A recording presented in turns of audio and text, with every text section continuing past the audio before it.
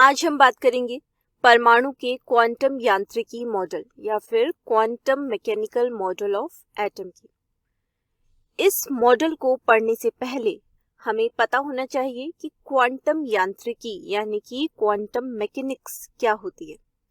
तो देखिए, क्वांटम यांत्रिकी या फिर क्वांटम मैकेनिक्स एक सैद्धांतिक विज्ञान है जिसमें हम उन अति सूक्ष्म वस्तुओं की गतियों का अध्ययन करते हैं जो तरंग और कण दोनों के गुण प्रदर्शित करती हैं। तो ये तरंग और कण दोनों के गुण प्रदर्शित करने का क्या मतलब है? इसका मतलब हो गया द्रव्य की द्वैत प्रकृति या फिर द्रव्य का द्वैत व्यवहार या फिर ड्यूअल नेचर ऑफ मैटर। इनके बारे में हम बात करते हैं किसमें? क्वांटम मैकेनिक्स में। और किस टाइप की वस्तुओं के लिए?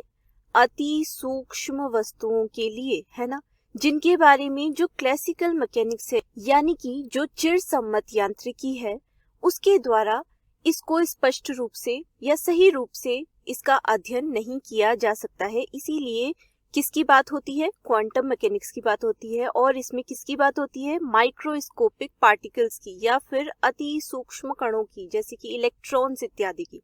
ठीक है।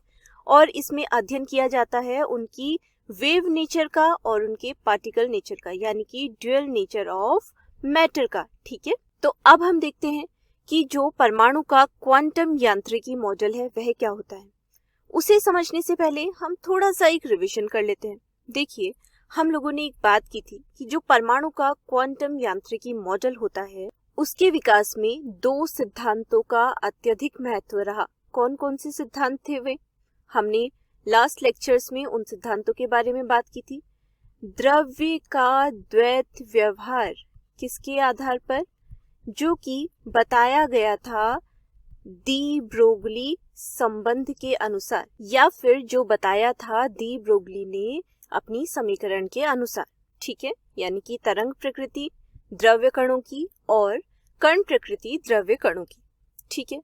दूसरा इसमें बहुत ही महत्वपूर्ण सिद्धांत कौन सा था? हाइजेनबर्ग का अनिश्चितता का सिद्धांत या फिर हाइजेनबर्ग्स अनसर्टेनिटी प्रिंसिपल। ठीक है। इसमें हाइजेनबर्ग ने क्या बताया था?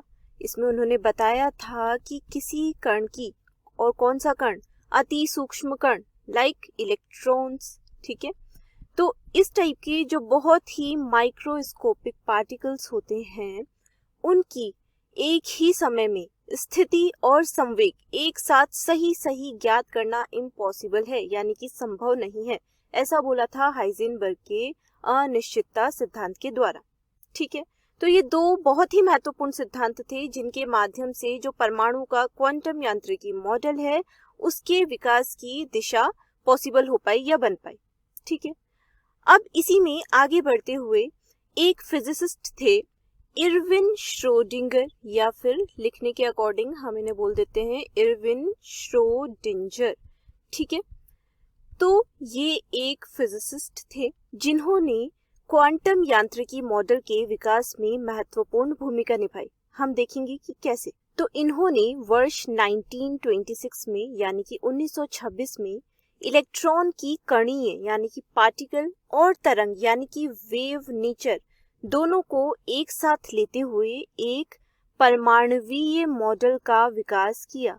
और जो ये परमाणुवीय मॉडल था इसी का नाम है परमाणु का क्वांटम यांत्रिकीय मॉडल, या फिर इसको परमाणु का तरंग यांत्रिकीय मॉडल भी बोला जाता है। ठीक है। तो इरविन श्रोडिंगर का क्या भूमिका है? इन्होंने जिस परमाणुवीय मॉडल का विकास किया वह इलेक्ट्रॉन की द्वैत प्रकृति या द्वैत व्यवहार पर आधारित था, और इस टाइप के जो विभिन्न सिद्धांत थे इन्हीं को मॉडिफाई करते हुए या फिर इनकी व्याख्या को आगे बढ़ाया। ठीक है। तो ये कौन सा मॉडल है? परमाणु का क्वांटम यांत्रिकी मॉडल, और इसको क्या बोला जाता है? परमाणु का तरंग यांत्रिकीय मॉडल।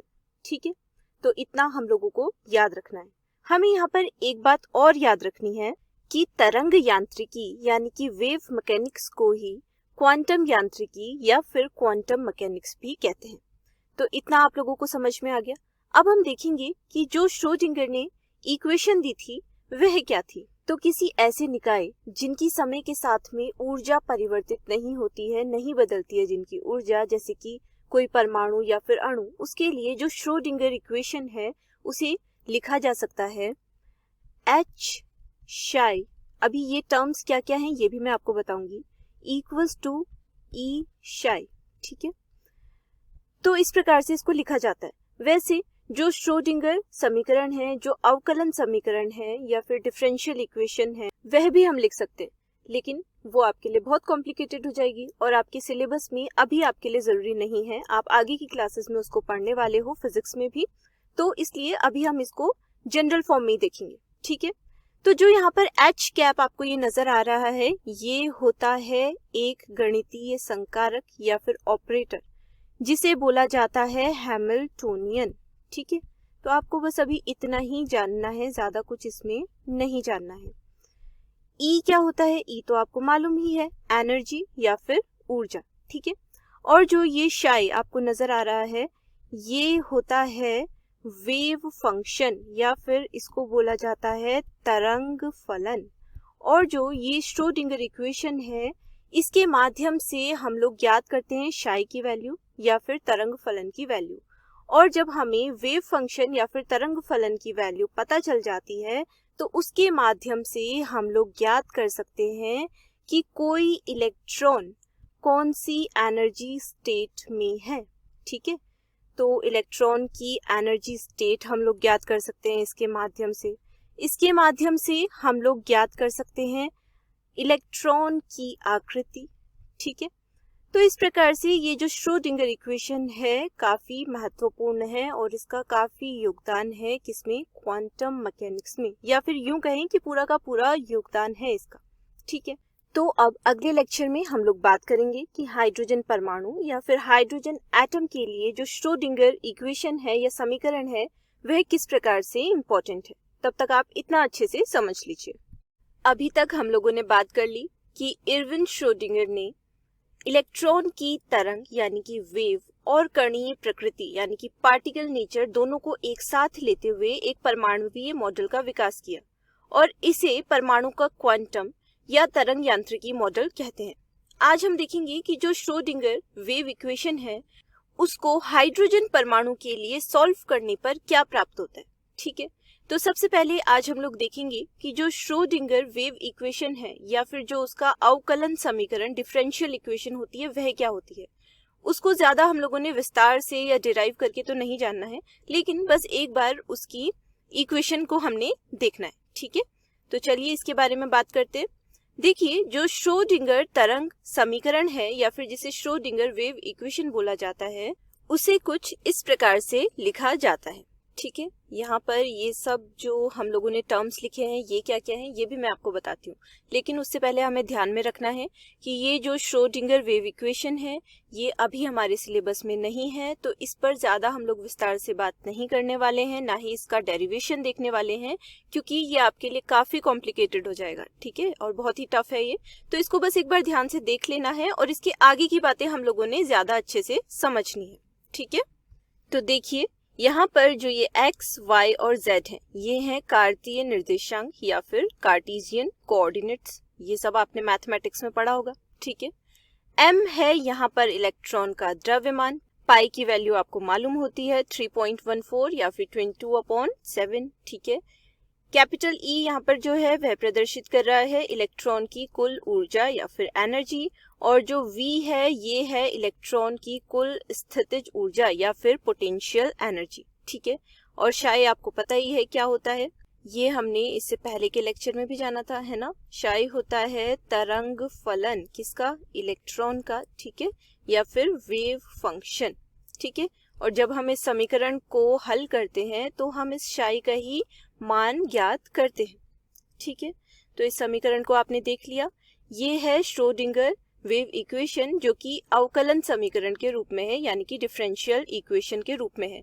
ये जो del square psi upon del x square है ये होता है एक्स अक्ष के रिस्पेक्ट में जो psi है उसका 2 बार डिफरेंशिएशन, वैसे ही y के संदर्भ में या रिस्पेक्ट में psi का 2 बार डिफरेंशिएशन।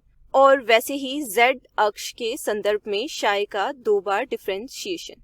तो आप समझ रहे हैं ना ये x y z एक्सिस के बारे में, क्योंकि जो इलेक्ट्रॉन होता है उसे यहाँ पर त्रिविमी या फिर जो 3D वेव के रूप में समझा जाता है, ठीक है। इसलिए ये समीकरण कुछ इस प्रकार से इन तीनों अक्षों के रिस्पेक्ट में या संदर्भ में ऐसे लिखी जाती है, ठीक है। तो इतना हम लोगों ने समझ लिया।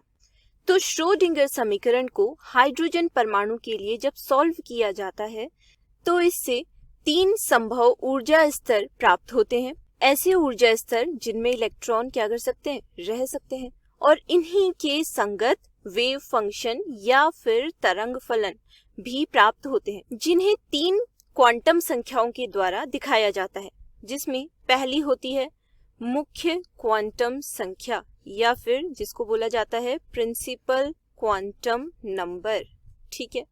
दूसरी क्वांटम संख्या होती है दिगंशीय क्वांटम संख्या, ठीक है। ये क्या होती है इनके बारे में भी अभी हम लोग बात करेंगे आने वाले लेक्चर्स में। आज हमने बस इतना ही जानना है कि ये कौन कौन सी क्वांटम संख्याएं जो हाइड्रोजन परमाणु के संगत तरंग फलन या वेव फंक्शन है या फिर श्रोडिंगर वेव इक्वेशन को सॉल्व करके हम लोग को जो क्वांटम संख्याएं प्रदर्शित की जाती हैं वो कौन कौन सी है, ठीक है। इसमें देखिए जो थर्ड है क्वांटम संख्या वह होती है चुंबकीय क्वांटम संख्या या फिर मैग्नेटिक क्वांटम नंबर, ठीक है। तो इनको आप लोगों ने ऐसे ही नोट कर लेना है। अब देखिए जो मुख्य क्वांटम संख्या है उसे शो किया जाता है स्मॉल n से, ठीक है। जो दिगंशीय क्वांटम संख्या या फिर एजीमुथल क्वांटम नंबर है इसको शो किया जाता है स्मॉल l से, ठीक है। और जो चुंबकीय क्वांटम संख्या या फिर मैग्नेटिक क्वांटम नंबर है इसको शो किया जाता है m और इसके साथ में एक छोटा सा l, ठीक है। तो इनको नोट कर लीजिए। और यहाँ पर एक बात और नोट कर लीजिए कि जो psi होता है तरंग फलन वह केवल एक गणितीय फलन होता है जिसका कोई भौतिक महत्व नहीं होता और इसको बोला जाता है परमाणविक कक्षक या फिर एटमिक ऑर्बिटल्स।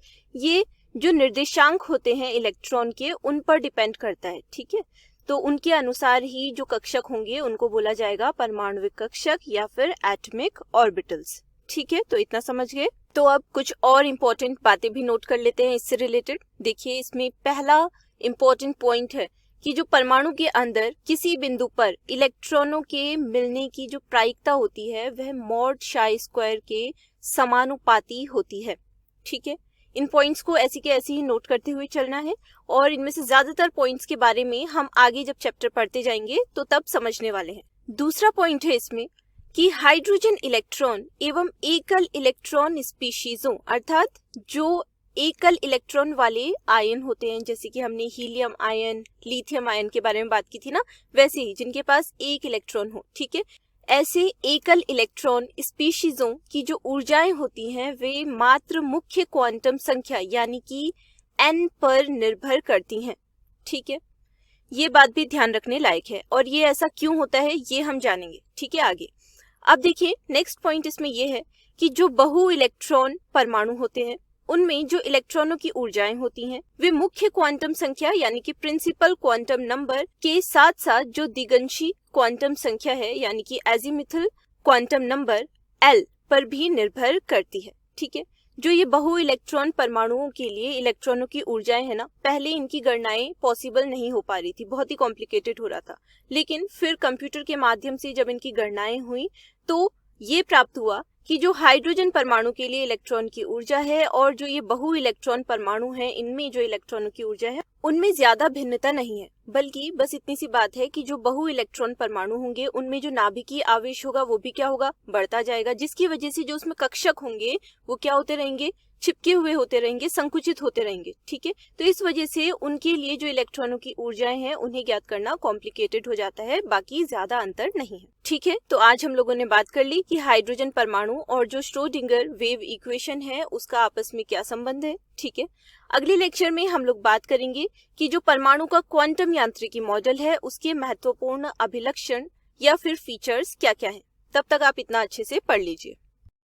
आज हम बात करेंगे परमाणु के क्वांटम यांत्रिकी मॉडल के कुछ प्रमुख अभिलक्षणों की, यानी कि important features of quantum mechanical model of atom. हम लोगों ने देखा था कि परमाणु के क्वांटम यांत्रिकी मॉडल की जरूरत क्यों पड़ी, है ना, या फिर क्वांटम मैकेनिक्स की जरूरत क्यों पड़ी।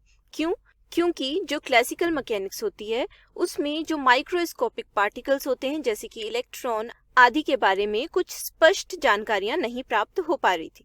ठीक है, और हम लोगों ने देखा कि किस प्रकार से जो श्रोडिंगर वेव इक्वेशन है वह हाइड्रोजन परमाणु तथा अन्य परमाणुओं के लिए संबंधित हो पाई। ठीक है, तो आज हम बात करने वाले हैं कि जो परमाणु का क्वांटम यांत्रिकी मॉडल है उसके क्या क्या मुख्य बिंदु हैं या फिर लक्षण हैं।